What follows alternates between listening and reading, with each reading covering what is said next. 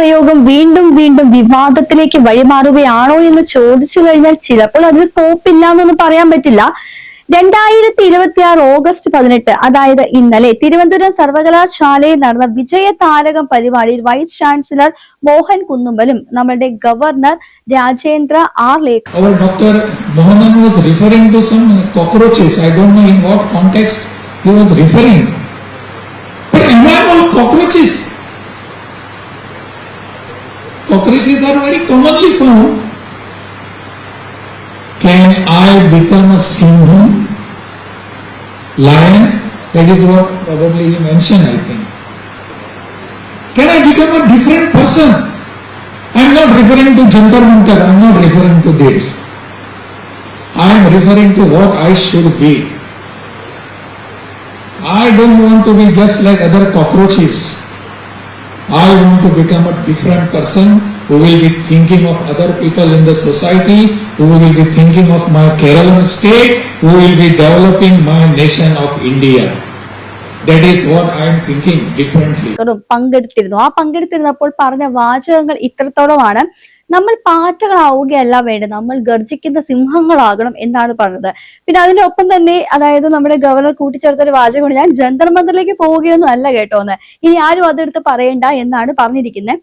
യഥാർത്ഥത്തിൽ ശരിക്കും ജന്തർ മന്ദിലുള്ള ആ കുട്ടികൾ, അതായത് പ്രൊട്ടസ്റ്റ് നടത്തിയ പിള്ളേര് യഥാർത്ഥത്തിൽ പാറ്റകളാണോ സിംഹങ്ങളാണോ എന്താണ് നിങ്ങൾക്ക് തോന്നുന്നത്? കാരണം എന്റെ അഭിപ്രായത്തിൽ, അല്ലെങ്കിൽ കേരള ജനതയുടെ അഭിപ്രായം വെച്ച് നോക്കുകയാണെങ്കിൽ അവർ പ്രൊട്ടസ്റ്റ് നടത്തിയത് അതായത് നീറ്റ് പരീക്ഷയുമായി ബന്ധപ്പെട്ട്, സ്കൗമായി ബന്ധപ്പെട്ട് ആത്മഹത്യ ചെയ്ത 20-ന് മേലുള്ള കുട്ടികൾക്ക് നീതി കിട്ടാൻ വേണ്ടിയിട്ടായിരുന്നെങ്കിൽ, ധർമ്മേന്ദ്ര പ്രധാൻ രാജിവെച്ചപ്പോൾ ആ നീതി ലഭിച്ചുവെങ്കിൽ അവരവിടെ കൊണ്ടുവരേണ്ടത്, അത് ആ ഒരു വിജയാഘോഷ വേളയിൽ കൊണ്ടുവരേണ്ടത് ആ മരണപ്പെട്ടുപോയ കുട്ടികളുടെ വീട്ടുകാരെ ആയിരുന്നു. പക്ഷെ അതിനു പകരം CJP പാർട്ടിയുടെ ദൗത്യങ്ങളെല്ലാം കഴിഞ്ഞു. റെസിഗ്നേഷൻ പാർട്ടിയിൽ അവരാരും പങ്കെടുത്തില്ല. പിന്നെ നമ്മൾ കണ്ടതാണ്, അർമാദിച്ച് നടക്കുന്നെല്ലാം കണ്ടതാണ്.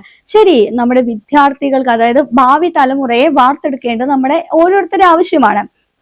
അപ്പോൾ അവർ നേരിടുന്ന പ്രശ്നങ്ങൾ ഓരോന്ന് പോയിന്റ് ഔട്ട് ചെയ്ത് പ്രതിഷേധിക്കേണ്ടെന്നൊന്നും ഇവിടെ ആരും പറയുന്നില്ല. പക്ഷേ ആ അഭിജിത്ത് പറഞ്ഞൊരു കാര്യം ഉണ്ടായിരുന്നു, ഞങ്ങൾ യുവാക്കൾക്ക് വേണ്ടിയിട്ടാണ് പ്രവർത്തിക്കുന്നത്, എവിടെ യുവാക്കൾക്ക് ഇങ്ങനെ പ്രതിസന്ധി നേരിടുന്നു അവിടെയൊക്കെ ഞങ്ങൾ ഉണ്ടാവും എന്ന് പറഞ്ഞു കഴിഞ്ഞപ്പോൾ, ഇവിടെ ഈ ജാർഖണ്ഡില് ഒരു പ്രൊട്ടസ്റ്റ് നടന്നിരുന്നു. ഇവരാരും അവിടെ വന്നില്ല. കഴിഞ്ഞ ദിവസം അവിടെയുള്ള കുട്ടികൾക്ക് വിജയം കിട്ടിയിട്ടുണ്ട്. അതായത് എന്തിനാണോ അവരവിടെ സമരം ചെയ്ത് JSSC എക്സാം നിർത്തലാക്കി അല്ലെങ്കിൽ അത് തടഞ്ഞു എന്നൊരു വാർത്ത നമുക്ക് കേട്ടു. അവരെന്തിനാണോ അവിടെ പ്രൊട്ടസ്റ്റ് ചെയ്തേ, അവർക്കൊരു മാധ്യമ പ്രാധാന്യം കിട്ടിയിട്ടില്ല, ഒരു സെലിബ്രിറ്റീസ് അവിടെ വന്നിട്ടില്ല. എന്തിന്? നമ്മുടെ അവിടെ ഭരിക്കുന്നത് കോൺഗ്രസ് ആണ്, ജാർഖണ്ഡ് ഭരിക്കുന്ന കോൺഗ്രസ് ആണ്.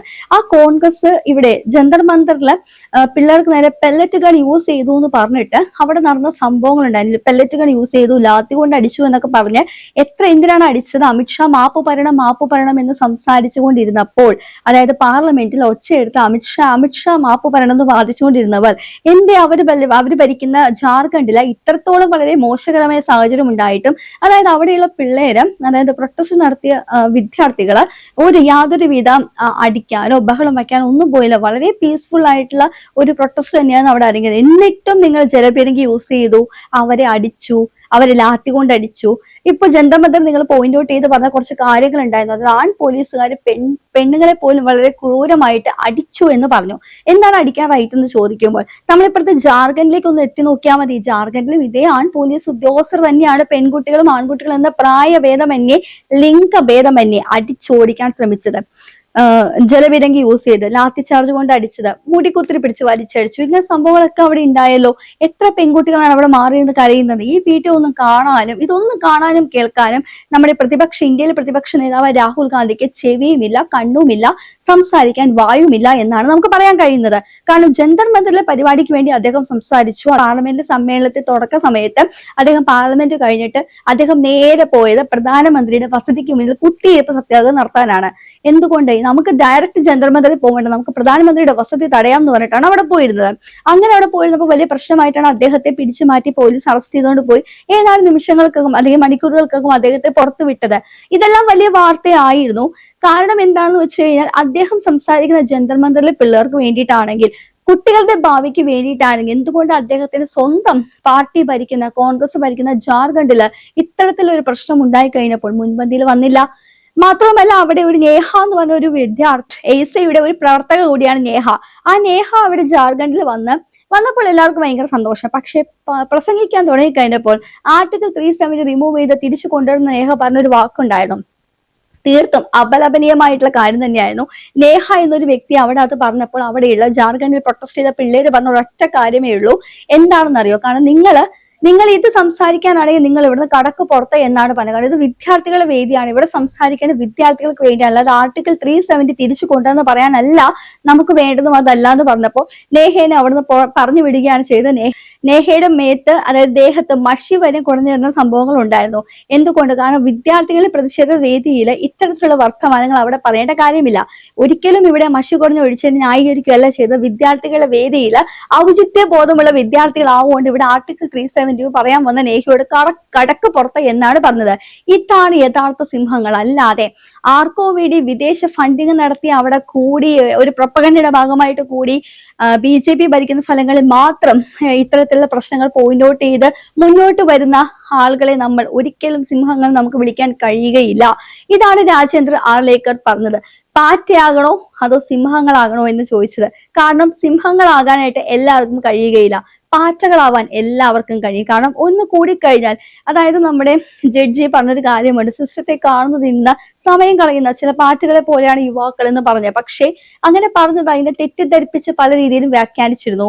സിസ്റ്റത്തെ കാണുന്നതെന്ന് വെച്ച് കഴിഞ്ഞാൽ പെട്ടെന്ന് ഒരു കാര്യവും ഇല്ലാതെ ഇപ്പൊ ആ ഒരു കേസ് ഉണ്ടാവാൻ തന്നെ കാരണം ഒരു അഭിഭാഷകൻ ഒരു കേസ് കോടതിയിൽ കൊടുത്തിട്ടുണ്ടായിരുന്നു, തനിക്ക് സീനിയറിന്റെ പദവി കിട്ടണം എന്ന് പറഞ്ഞിട്ട്.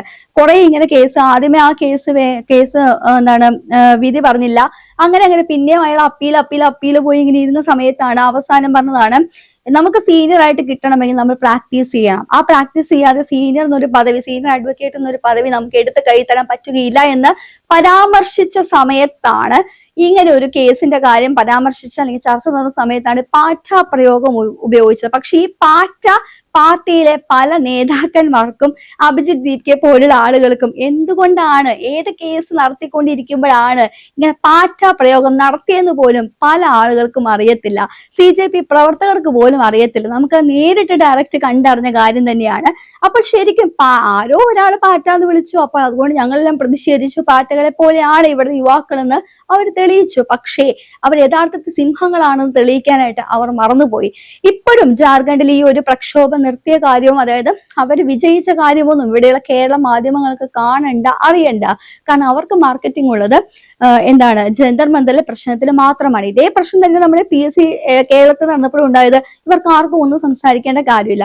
അപ്പോൾ കേരളത്തിന് പുറത്തും അല്ലെങ്കിൽ BJP ഭരിക്കുന്ന സംസ്ഥാനങ്ങളിൽ മാത്രം പോയിന്റ് ഔട്ട് ചെയ്ത് സംസാരിക്കുന്ന പാറ്റ പാർട്ടിയെ നമുക്ക് ആർക്കും എന്ന് പറയാൻ സാധിക്കുകയില്ല. യഥാർത്ഥ സിംഹങ്ങൾ എന്ന് പറയുന്നത് അവരുടെ ആവശ്യങ്ങൾ മാത്രം മുന്നിൽ കണ്ട് അതിനുവേണ്ടി സംസാരിക്കുന്ന, മറ്റേത് ആരെങ്കിലും ഹൈജാക്ക് ചെയ്യാൻ വന്നാൽ അവരോട് കടക്ക് പുറത്ത് അല്ലെങ്കിൽ നിങ്ങൾ വരണ്ട എന്ന് പറയാൻ കെൽപ്പുള്ളവരാണ് യഥാർത്ഥ സിംഹങ്ങൾ എന്ന് പറയുന്നത്. അതുകൊണ്ട് നമ്മുടെ ഭാവി തലമുറയുള്ള കുട്ടികൾ അങ്ങനെയായി വളരണം. രാജേന്ദ്ര ആർലേക്കർ പറഞ്ഞത് ഇത് മറ്റൊരു വിവാദമാകാൻ ഏറെ ചാൻസ് ഉണ്ട്. കാരണം പാറ്റ പ്രയോഗം നടത്തിക്കാൻ ഇവിടെ എന്ന് പോട്ടെ, പാറ്റ എന്ന് വാക്ക് കേട്ട് കഴിഞ്ഞാൽ തന്നെ ഇപ്പൊ CJP പാർട്ടിയിലെ പാറ്റകളെ അധിക്ഷേപിക്കുന്നതിന് തുല്യമായിട്ടാണ് സംസാരിക്കുന്നത്. അപ്പോൾ ഇനിയിപ്പോ കണ്ടറിയാം, ഇനിയിപ്പോ കേരളത്തില് നമ്മുടെ ഗവർണറായ രാജേന്ദ്ര ആർലേക്കറിനെതിരെ ഇനി എന്താണ്, ഇവിടെ സമരം ഉണ്ടാവോ, ഇനി അദ്ദേഹം രാജിവെക്കേണ്ടി വരുമോ, കണ്ടു തന്നെ അറിയണം. ഇനി അദ്ദേഹത്തിന് എന്താണ് ഈ പാറ്റ പ്രയോഗം നടത്തിയതിൽ സംഭവിക്കാൻ പോകുന്നതെന്ന് കണ്ടു തന്നെ അറിയേണ്ടതാണ്.